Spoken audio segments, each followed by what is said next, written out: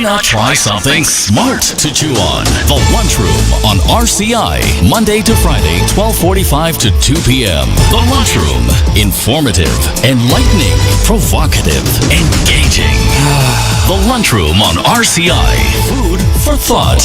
The station that gives you, more lunch.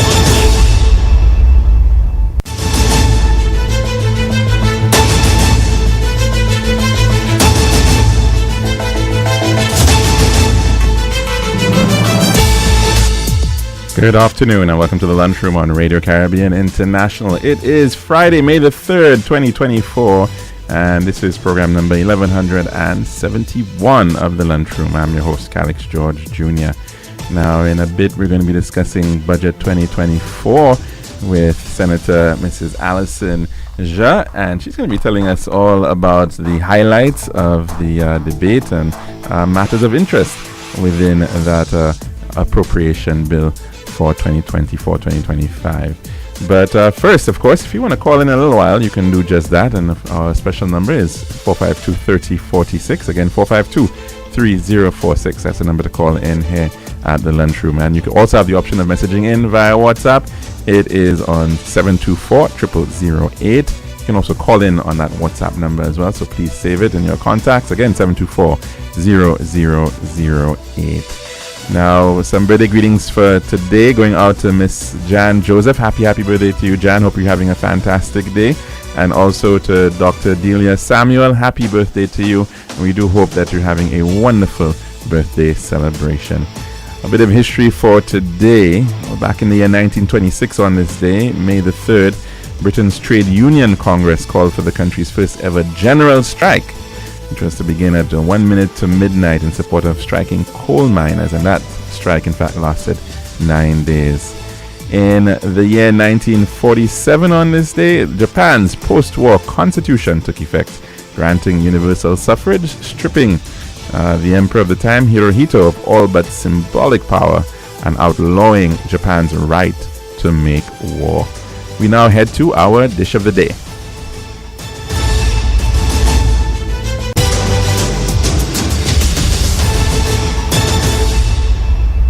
The Daily Dish is brought in the kind compliments of our good friends at Tiles Plus. One tiles for your home, I see. Bathroom, kitchen, pantry. Need tiles for your balcony. Come down to Tiles Plus, satisfaction guarantee. Tiles Plus, Tiles Plus, Tiles Plus. Big tiles with unbeatable cost. Customer service, A+. Need all kind of tiles. Come down to Tiles Plus. We also got gasway and vanity. Books, doors, you'll see. Come down to mind nobody. We got the best tiles on island. Trust me. We are located Lance Road in Castries, Bosses Grozile, and Slack Street in Beaufort. Telephone number 453-7939. Tiles Plus. Serving now, the Daily Dish. And welcome back to our program here at the Lunchroom on Radio Caribbean International. Now, of course, we are in the season of jazz, and I just wanted to make a little bit of a mention to that for our dish of the day. We saw the launch of the St. Lucia Jazz and Arts Festival that happened the night before the May Day holiday, and seemed to have been quite a significant turnout at the Mindu Phillip Park, the venue which has been used from a very long time for the opening of the St. Lucia Jazz and Arts Festival. It's being spread across a bit more days in this instance, and of course we've seen a tremendous interest in terms of the fringe events, which are really almost a complete jazz festival in and of themselves before the main stage events, and we're seeing how it is being spread into areas now even further than before. Now, we've seen, of course, the more traditional ones such as Soufre Jazz, and that's coming up this coming weekend, but Bexo was featuring on the holiday, as well as Deriso seeing its second event in 2 years now, and so we do hope that we'll continue to see a very interesting week to come. Of course, Moshi Musica Creole, that has been a very popular free show, And the importance of the festival certainly should not be understated in terms of ensuring that there is a spread of economic activity in many different parts of the island. Now, the arts component got a pretty good shot of life last year with the Arts in the City initiative, and that is continuing this year. And in fact, just today at the Orange Grove Plaza in Bois d'Orge, one witnessed the launch of the Poems of St. Lucia, it's called, but it's a little bit, perhaps a little misleading when you hear the name Poems of St. Lucia. It's not really in a pure sense about literature, but in fact it is celebrating St. Lucia's national icon for 2024. And he is a visual artist, Mr. Llewellyn Xavier, very, very well world acclaimed with exhibitions from the Smithsonian to the Met and MoMA and many others around the world. And he has put on an exhibition, an arts exhibition of nearly, I think the figure is somewhere over 700 pieces of art. It is a phenomenal exhibition celebrating St. Lucia. A lot of his work, of course, over the years has been focused on the environment and environmental degradation, but he's also, in this instance, also celebrating St. Lucia in terms of its names, its place names, its family names, and sights and sounds of the island. And so certainly it is worth taking in over the weekend and into next week. And that's happening at the first floor of the Orange Grove Plaza up in Bois d'Orge. So we do hope that you can look out for that. But of course, a lot more about jazz next week as we head into the main stage events. That's our Dish of the Day. This has been The Daily Dish.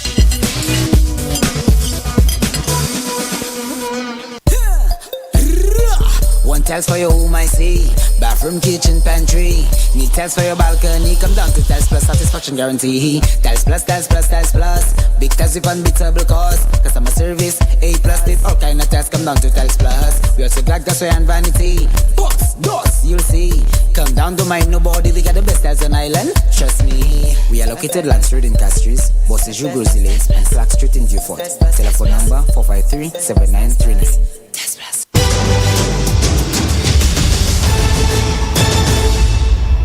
And welcome back to our program. And of course, we're still looking at the budget 2024.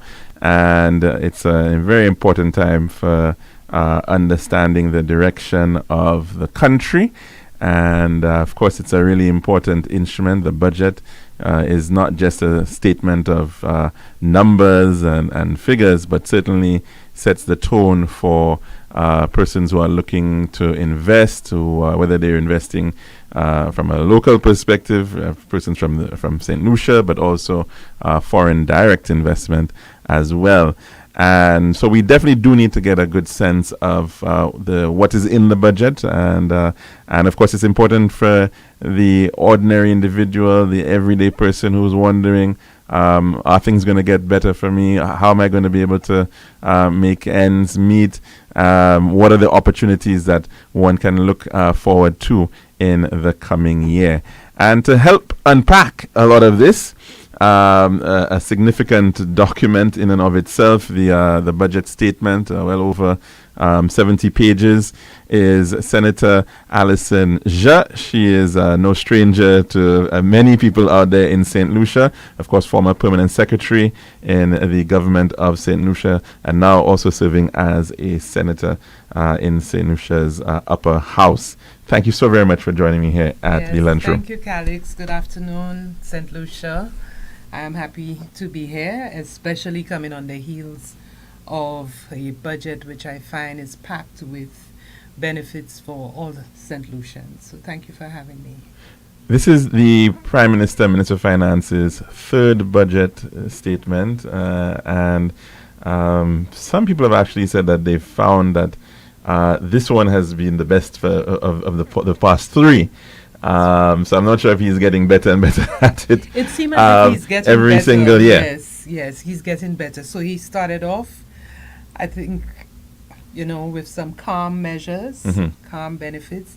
Then last year, I thought that he had an excellent budget, especially the fact that it spanned from what I call cradle to grave, because there were benefits for maternal child care, and then it went all the way up to the 80 plus, benefits plus cemeteries. So it was really, literally cradle to grave. But this year I'm seeing that he's filling in the gaps. So from the same cradle to grave, but there are other benefits in between.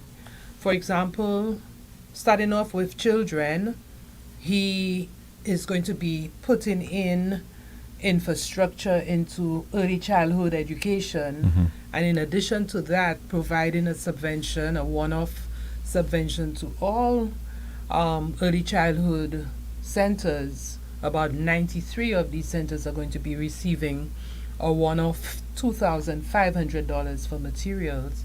So I found that was, it shows that he is focusing still on the children.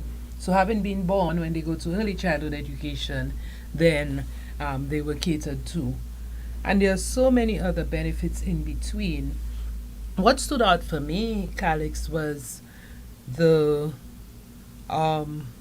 allocation made for pensioners, people who have retired, people who have given service in various sectors, especially in the public service. But he didn't even stop only at the public service. He also included NIC contributors. And so that increase in the minimum pension up to $725 is very, very, very significant. Because I was shocked to learn that there are some pensioners who were receiving as low as $300 a month. And for him to have brought it up to such a drastic increase of $725 is quite good. But also in consultation with NIC, they will be attempting to increase NIC pensioners to $500 a month. But it doesn't stop there.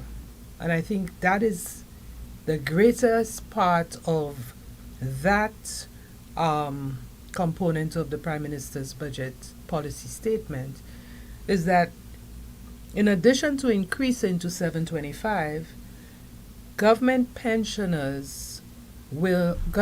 pensions will now be reviewed during salary negotiations for public officers.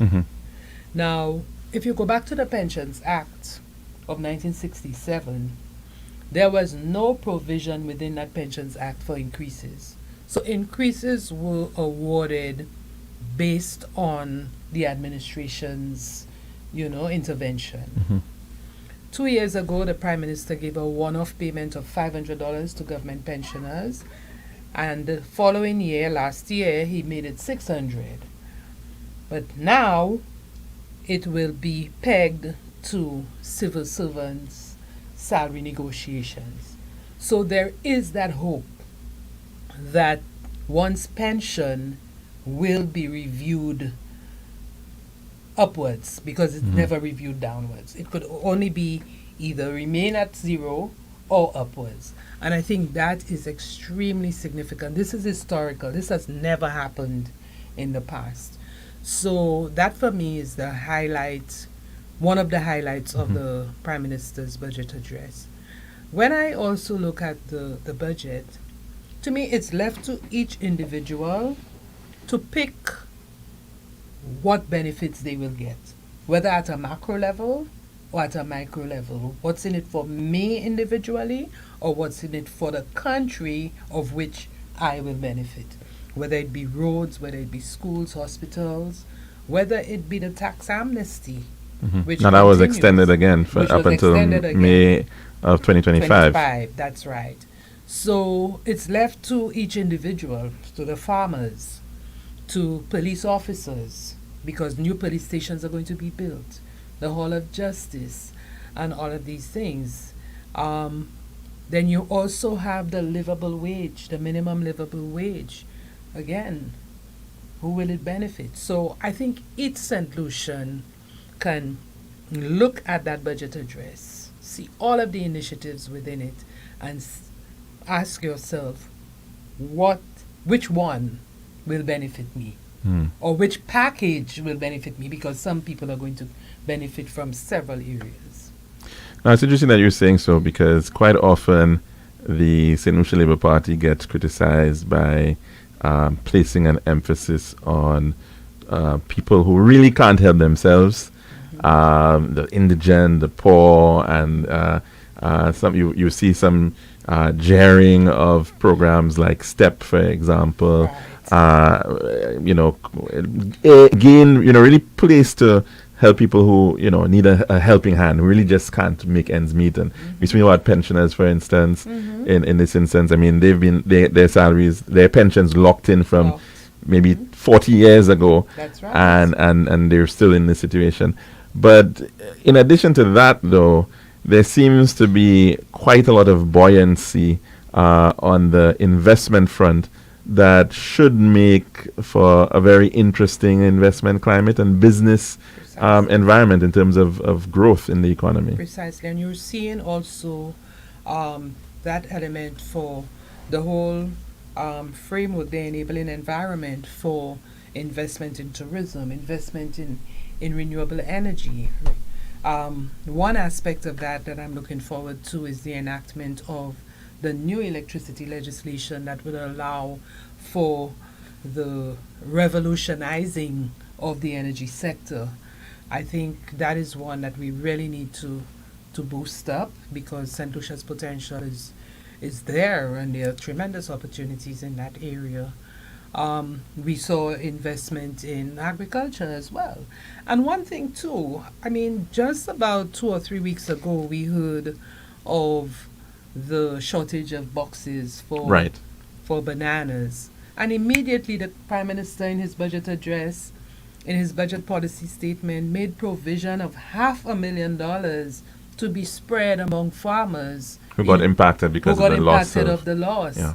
And I think that was, it just shows that this is not just an exercise. This whole creation of the estimates and the budget policy statement is not just an academic exercise or a theoretical exercise, but it's one that is done with people in mind. It really shows this whole hashtag Philip Cares, that particular attention is paid to individual sectors, and the appropriate mechanisms are placed to touch these individual sectors. I think that is what comes out of this whole budget for me. And we saw a little bit about that last year, for instance. I know there was that campaign promise for fishers, that whole issue of the rebate on fuel. That's right. And I think that was something that came out of last year's budget. And it was applied. And it certainly came out and applied. So now we're seeing some more support for farmers, in this instance, banana farmers who've gotten impacted. The issue of prices is a major one. We've been seeing inflation worldwide, ridiculously high from developed countries to developing countries, in particular food and energy costs impacting people. And I think there was a mention as well regarding the extent of subsidies that the government is still taking on, and things like LPG as well as flour. That is still something that is necessary. It is still necessary. Now, mind you, the opposition seemed to have parked the argument on the fact that while oil prices have gone down, the excise tax that has been collected by government increased marginally, and wondered why government would not reduce the excise tax so that we can benefit from the reduction in oil prices. If you look at it from an economic standpoint, the government still continues to subsidize the petroleum and other products. And so by adjusting the excise tax, it will tighten the government's fiscal space. So I believe, based on prudent financial management, which we have been seeing from this government for the last 3 years, that there is no need to tamper with any taxes at this stage. Because let's face it, this budget, although packed with all of these benefits, has no new taxes. Where does the government make the money? You cannot. The government is still in a deficit position. While the deficit is narrowing, but we still have a deficit. So we have to be able to manage prudently for the government to be able to recover from that deficit. And so I couldn't find the argument for reduction in excise taxes. Mind you, remember when the excise tax was supposed to be $4, it was the former government that increased it to $6. And so why now tamper when we're still subsidizing many of the commodities in order to cushion the effect to the public? I have not read the Social and Economic Review in its entirety, but I am gleaning from something in there that suggests that inflation has gone down slightly.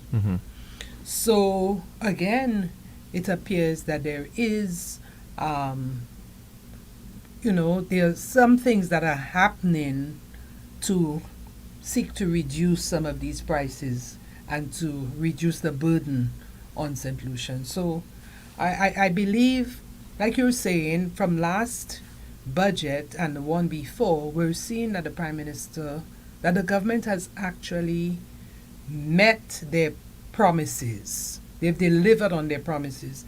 In the past, we have heard initiatives in budget addresses that never come to being. Well, and that's a really critical issue that I think has to be spoken about, the whole issue of implementation. And the Prime Minister himself lamented the, really paltry rate of implementation. Yes. It's an anemic problem, really, that governments over the years have faced. That's that we hear about $1.8 billion in a budget to be spent in the coming year, but invariably you're not going to end up spending anywhere near that amount of money because a lot of these projects don't get going, or they don't get going fast enough. Right. How do you think this year, especially given that it's been dubbed a year of implementation, of infrastructure, a year of infrastructure, sorry, how is that going to pan out? Calix, as a former permanent secretary, here's how my way of dealing with the budget.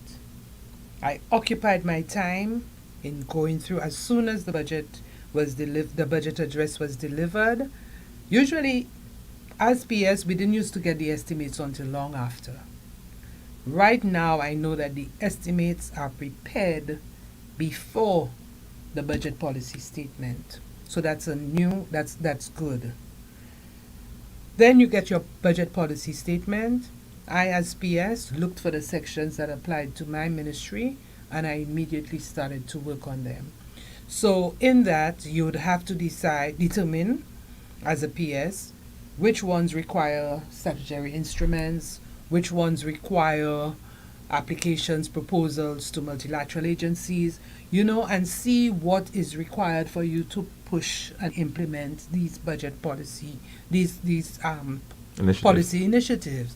So, for me, I would recommend that the Committee of Permanent Secretaries meet and really go through, because there are new permanent secretaries who may not know, how to go about the process. So I think one element is for technocrats to come together and see how they will be implementing that budget.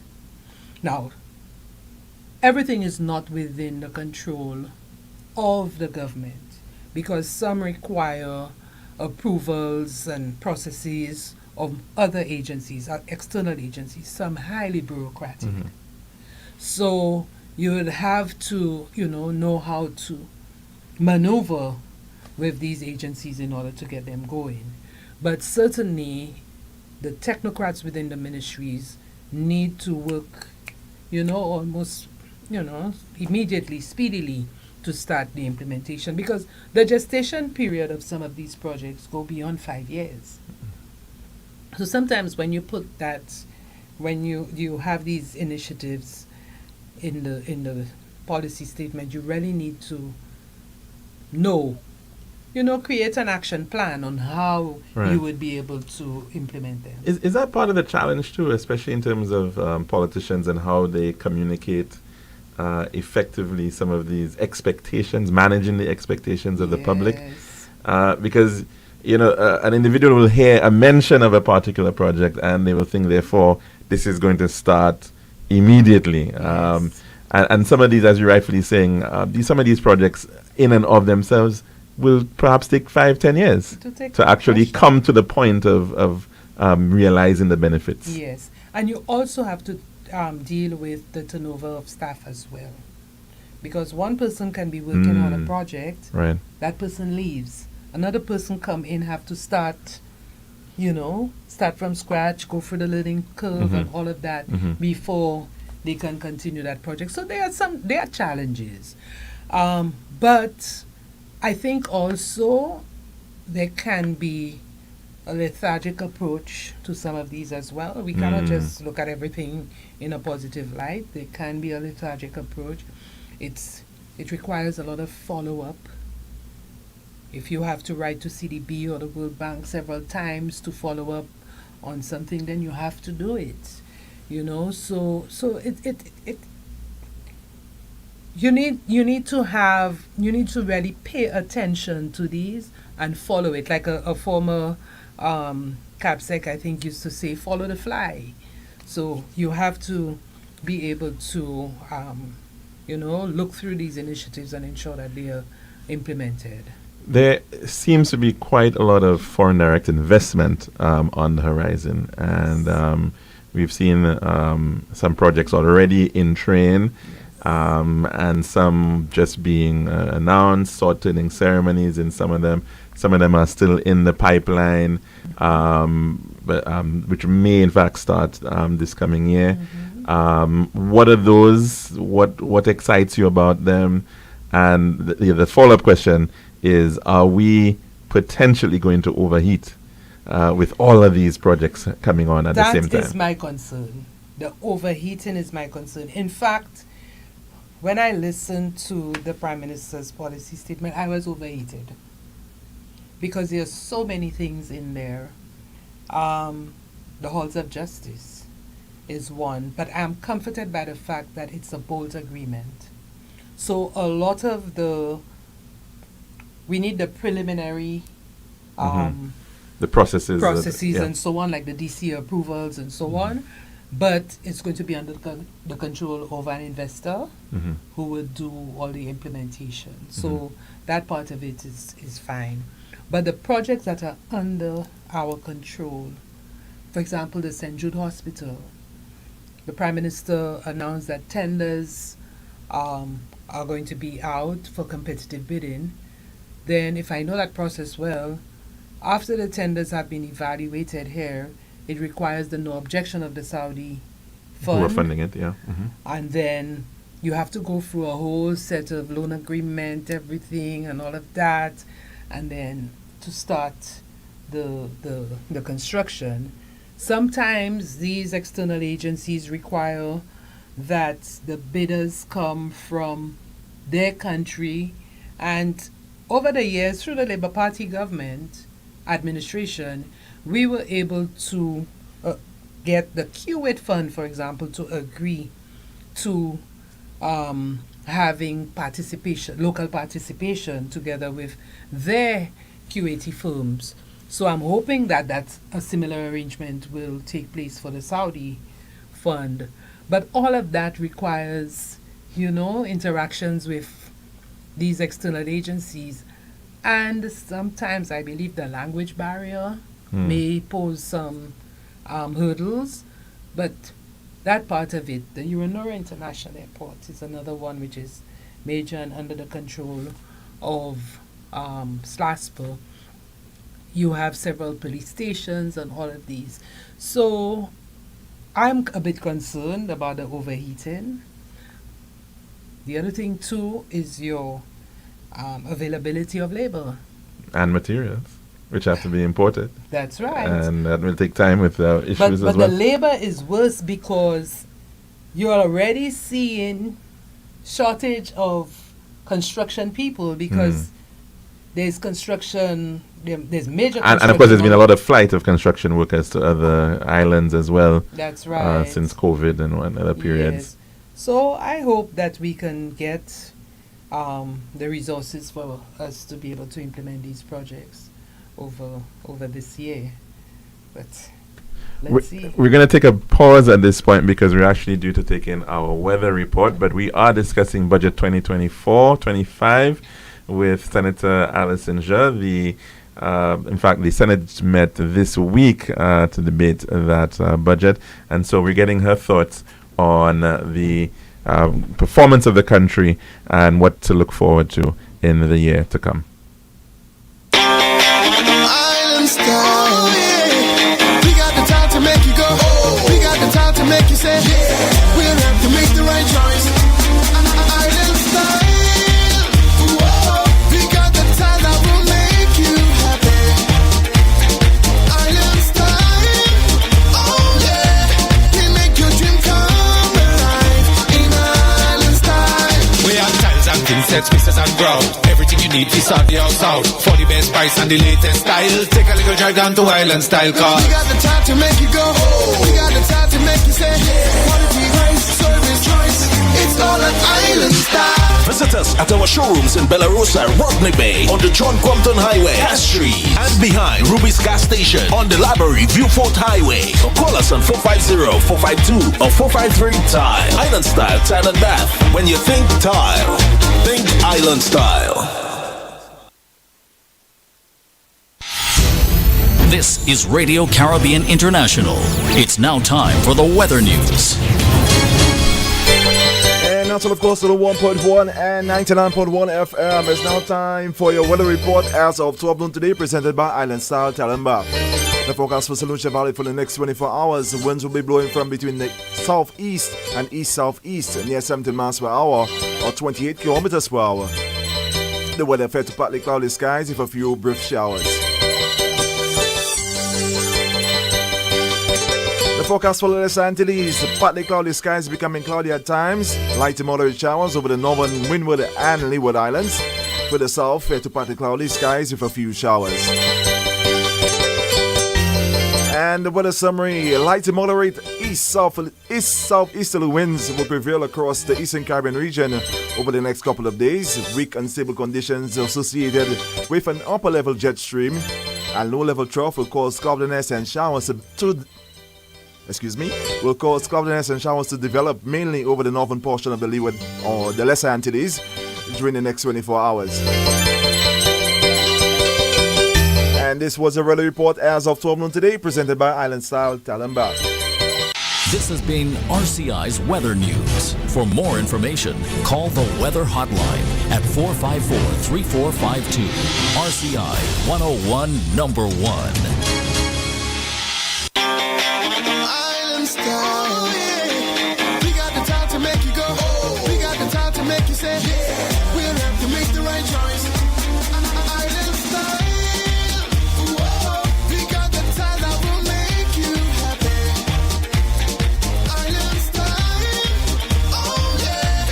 We make your dream come alive. In Island style. We have tiles and thin sets, pieces and ground. Everything you need to sort the house out. For the best price and the latest style. Take a little drive down to Island Style Car. We got the time to make you go. We got the time to make you say, quality price, service choice. It's all an Island Style. Visit us at our showrooms in Belarus, Rodney Bay, on the John Compton Highway, Cass Street, and behind Ruby's Gas Station on the Library Viewfort Highway. Or call us on 450-452 or 453-TILE. Island Style Tile and Bath. When you think tile, think Island Style.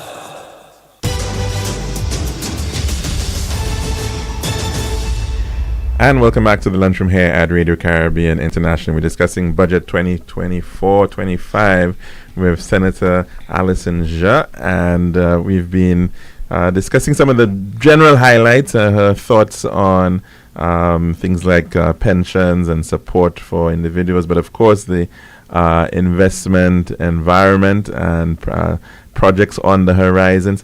Quite a number of those mentioned were foreign direct investment projects, private sector projects, and including quite a number in the north, I noticed. Of course, just recently, the Rodney Bay City Center, that over $100 million US project, a number of hotels in the Rodney Bay area. But of course, the Castries Grosley Highway, the Sir Julian Hunt Highway. Yes, provision is made. Where is that at? What are we expecting to see in the coming year? Yeah, I noticed that provision is made for the Sir Julian Hunt rehabilitation of the Sir Julian Hunt Highway, and the Prime Minister had previously announced that there was an application to the Q8 fund. Remember, Calix, we had the funds. I think you were around at that time, perhaps, were you? Or maybe you had just retired? No, I was back in the ministry. Ministry of I came back into yes? the ministry in 2015, and we had a project coordinating unit and everything, all the resources to commence that project. We at the time had gone through competitive bidding for a design and supervision contract, but that's when it fell, and 2021 came about. And the project was discontinued.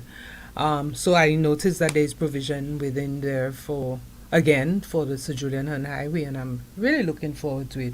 Because you're seeing right now, Calix, that there's a dysfunctional road. Yeah, it's completely dysfunctional. You see it with the Vasequi link closed. The traffic has only gotten exacerbated on that link, correct. on that corridor. You're seeing the ministry to attempting to resolve the traffic to some extent by the mini roundabout at SNS Plaza, but that has not been able to assist. I don't think that we can apply any temporary measure that would alleviate for a problem that is clearly already decades old. Yeah. And remember, Calix, in between 2004, I think, to 2007, when the Castries Grosley Highway from VG to Shock was constructed, we already had a plan for the expansion, the four-lane expansion, all the way up to Grosley. It was just because of the cost at the time that section was done with... That was supposed to be in the first phase. The first phase, right, with the future phases coming on afterwards. So 10 years later, is it 10 or 20? 20 years later. 20 years now, yeah. Yeah, 20 years later, I mean, it is much worse. Traffic counts were conducted several times and everything, and we know the problem. We have the designs. The designs were already there for the expansion of the Castries Grosley Highway. The bridges that were built under the Labour Party government after Hurricane Thomas. The Waterwash and the Bonte bridges. Bonte Bridge. There was also a culvert right outside of R.J. Clark. That's right, in Rodney Bay. The Redwee. Yes. Just outside near Redwee Park, yes. Near Redwee Park, that's 4-lane. And there are even designs for Shock Bridge as a 4-lane as well. So the whole 4-lane concept was already being pursued. We already have a lot of the infrastructure already there. So I'm looking forward to the implementation of that Julian Hunt Highway, because there is absolutely no way we can survive with the development going up in the north of the island and we leaving the road in the state that it is. There's a lack of productivity if you have to go up to Grosley, because you're just sitting in traffic. From the time you get to the Shock Hill, you're just sitting there and you just bumper to bumper until you get up to the north. So I'm hoping that we could see some movement again. I don't think that there should be high expectation that we're going to see construction starting in this financial year, because what I believe, the provision that I noticed in the estimates seem to suggest that it's for review of designs and other things, so that. But is it that maybe it's going to be approached for a PPP arrangement, like a DFC or something of the sort? I am not sure. Okay. I am not sure. But since the Prime Minister mentioned that they had gone to the Q8 fund, right, I think it would be direct construction. Okay. I don't think it would be PPP. Because I also did note there was a mention of, was it a $200 million That's right. investment in terms of roads. In terms of roads through the CIP, through the through a private private investment. Mm-hmm. That's how it was capped. But the ministry, within the Ministry of Infrastructure, Calix, their capital estimates in the past had provision for repayment of these DFCs. Mm-hmm. But the Prime Minister announced that $60 million have already been in the previous financial year repaid in the previous financial to cover year. this financial year. Yes. Mm-hmm. So that means the ministry has more money freed up to do new projects. Mm-hmm. Because when you, I call the DFCs roads on hire purchase. So you get, or roads on credit. Right. You are able to do the road up front, but you have, your budget now is only to repay the road. So there are years that you would be trapped and you would not be able to start any new construction. Mm-hmm. So I think that $60 million was quite significant in reducing the amount to be repaid and freeing up the ministry's budget for new projects. We're also seeing infrastructure. So you have some tremendous infrastructure in roads, bridges. You see the West Coast Road ongoing. Mm-hmm. And the section beyond the Millennium Highway, I think, is moving much faster because it's a different contractor. So all along the West Coast Road, there are a lot of major retaining walls that are being constructed right now, and you're going to see a new road soon. You have the ancillary bridge is part of that as well. Ancillary bridge as part of that. There are several other projects that already come to mind at this time. You've seen the completion of the Dennery, the Larissus to Fordo. The Lakai, that section you don't Yes, want on the Larissus all the way to Lakai up to Fordo. Right. Yes. Yeah, and I don't know if you listened to the Senate, but it was so cynical when one of the opposition senators indicated that having completed that road, that section of the road, you now have iguanas crossing the road, and isn't that lovely? Been a they're threatening wildlife. Okay. And all of that. I mean, do we know what we want?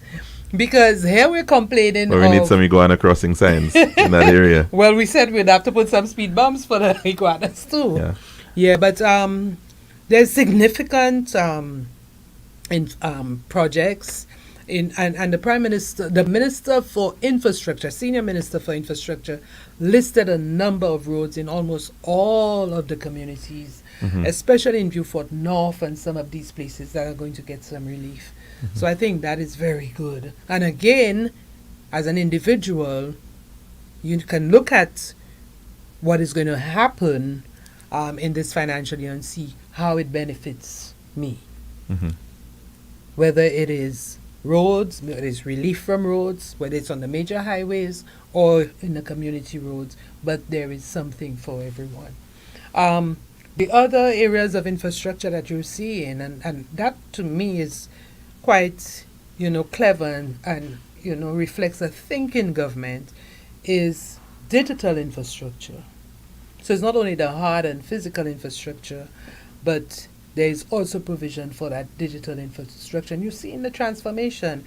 Last night I saw in the news that an ICT center was opened in Labrie.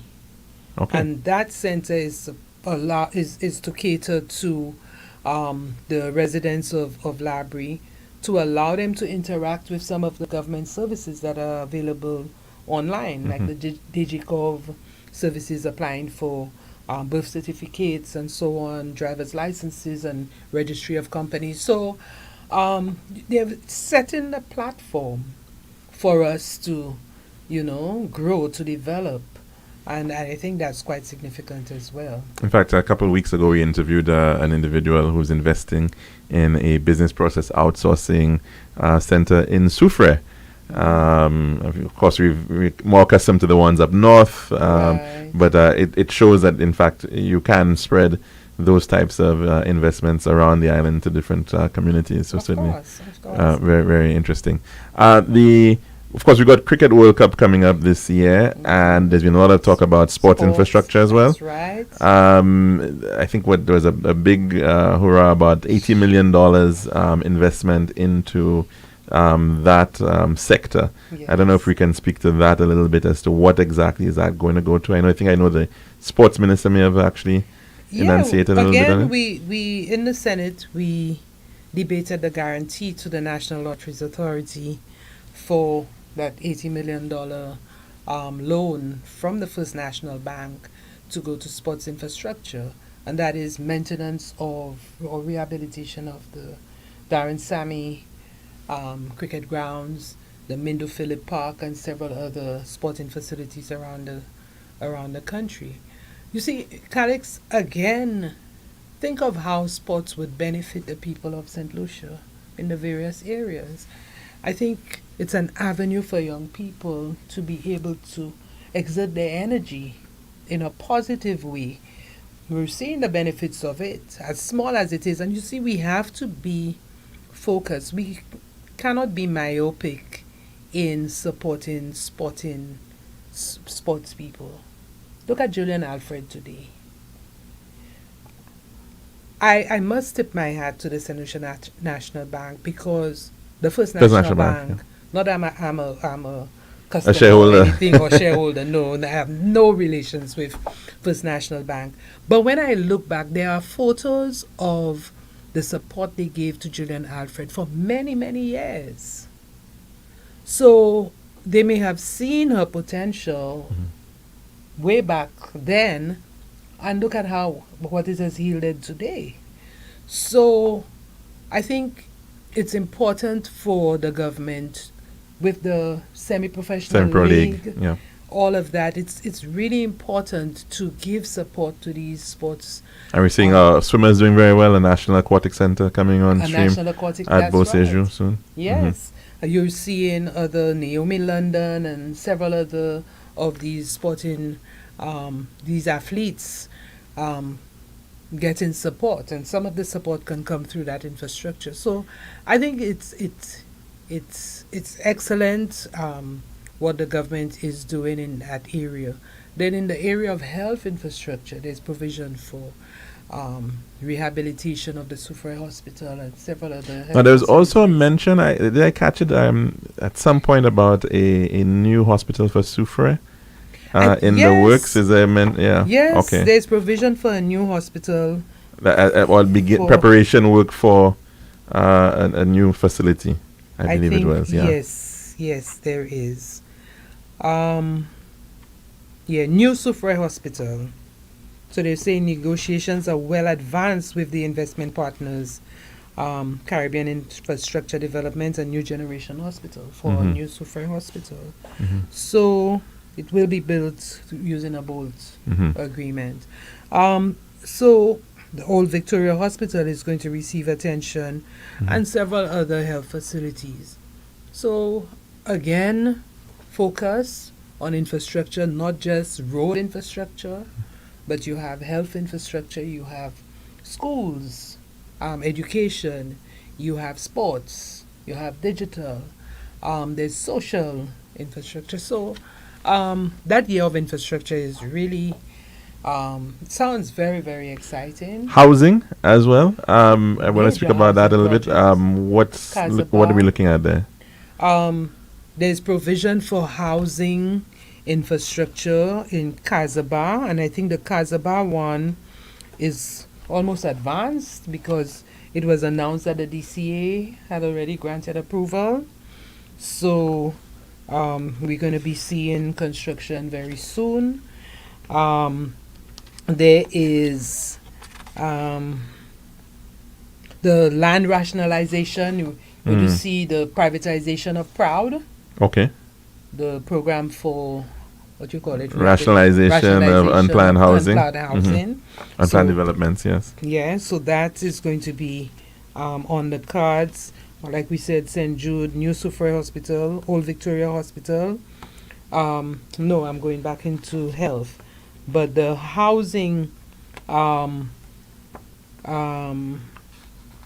a lot of work is going to be done through the And I think, National Housing Corporation. Something and a mention of development at Rock Hall, as well as That's right. support for civil servants who want to actually Calix, how benefit. can I forget that? That is another exciting initiative. So there is a US $20 million facility with the St. Lucia Development Bank Mhm. for mortgages to civil servants.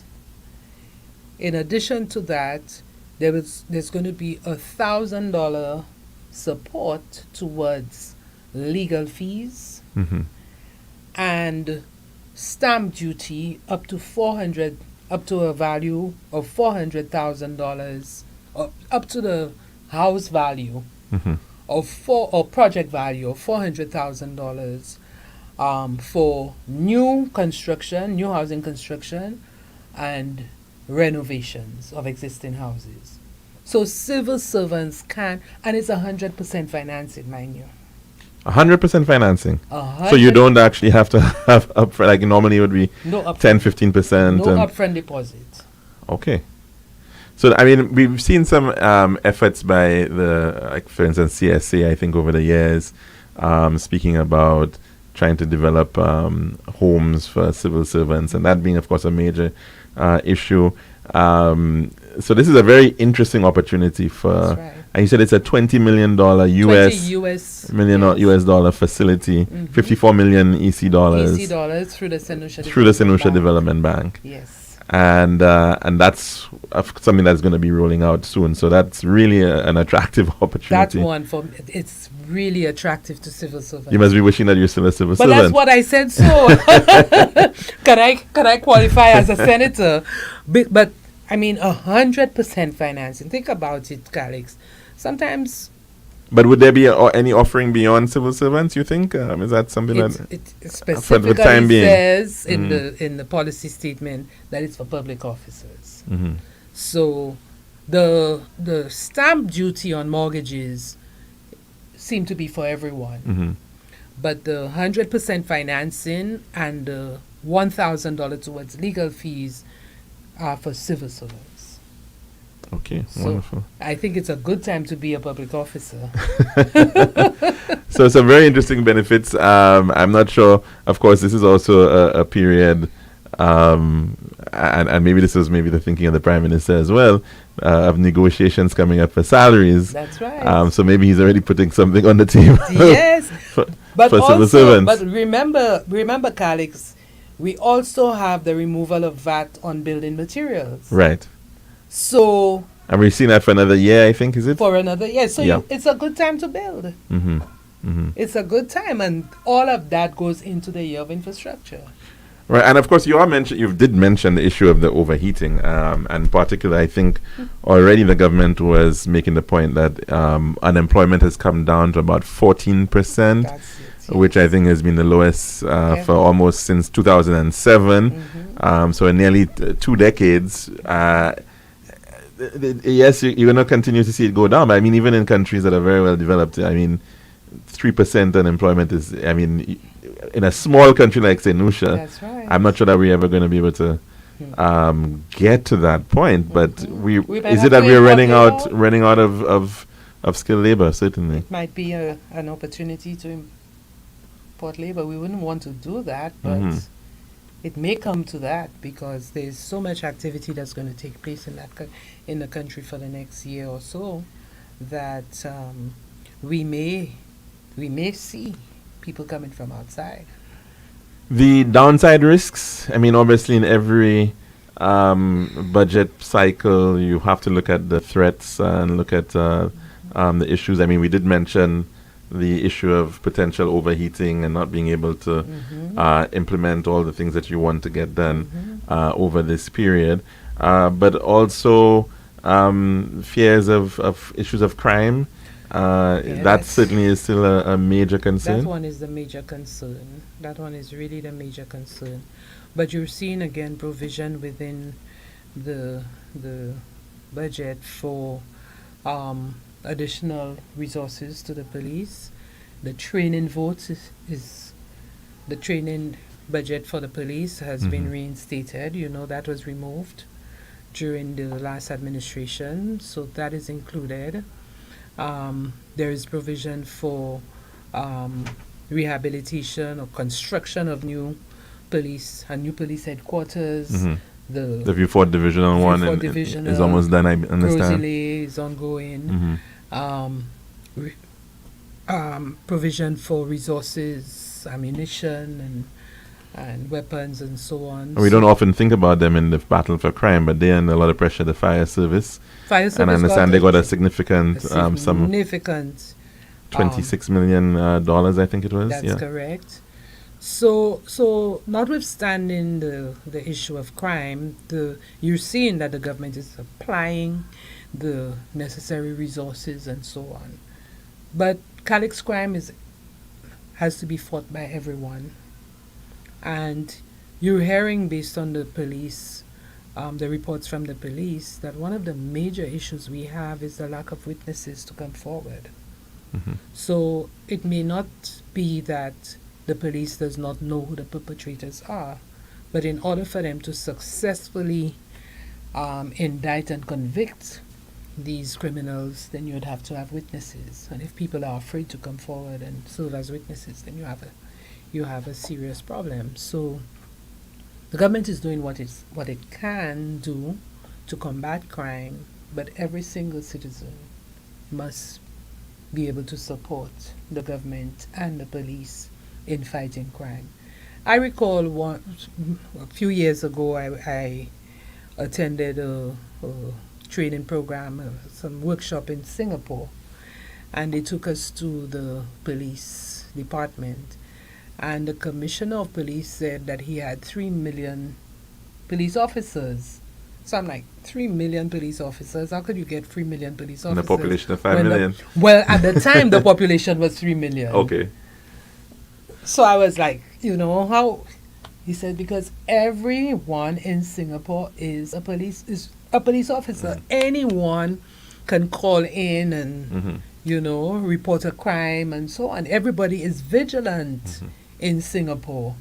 So I don't know how we can get to that stage, but we really need to be a little more vigilant and give assistance to the police. The police is saying to use the app, is it 511? Call in and so on to report crimes, but I think that's where the major challenge is. And I'm seeing some rollout of CCTV. I'm not sure where that is at. Yes, I'm not sure. That one I'm not sure of. That one I'm really not sure of. But I hope that, with all of the resources, all the tools, and with everyone on the ground, that we're able to get a little closer to curbing what we see happening. We're pretty much out of time, Senator Jha, but to wrap it all up, to sum it up, what's your grade on this year's budget? What are your overall thoughts? Calyx, a budget that caters to the people without taxes has to get an A+. And like I said before, it is one that caters to everyone. I don't think there's any sector that's left out. Usually when I hear a budget, I think of what's in it for me. This one has in it for me. So I think, like I said before, each person look at what's in there and see what they could benefit from. I just want to, I think you were talking about downside risk, and one really is ensuring that the government's machinery works towards implementing the budget. That for me is my major concern. Having to have the technocrats, the whole public service behind that budget, implementing that budget. I think it requires strong leadership. It requires proper coordination, somebody who can, call on each ministry every month. Keeping things in check. To put things in check. I think that is extremely important. I'm not sure if it's being done, But if it's not, then I would recommend. I think there was there's a project mention. implementation unit in the Prime Minister's I office. think there was a mention of that, yeah, somewhere, and the Ministry of Infrastructure. I think that's was stated by the Prime Minister. Yeah, but in the I delivery. think it requires. So the location in the Prime Minister's office is ideal, because even the Ministry of Infrastructure should be asked to account, because the brunt of it falls in that ministry. So there should be that overarching matrix to ensure that it's all. Everything is checked. All boxes are checked, so that at the end of the year the Prime Minister can show slate and see and show that these initiatives have been implemented, because he did so in his preamble, showing all of the initiatives that have already been completed. So I think next year we should be in a position, if it's properly coordinated, for that to happen.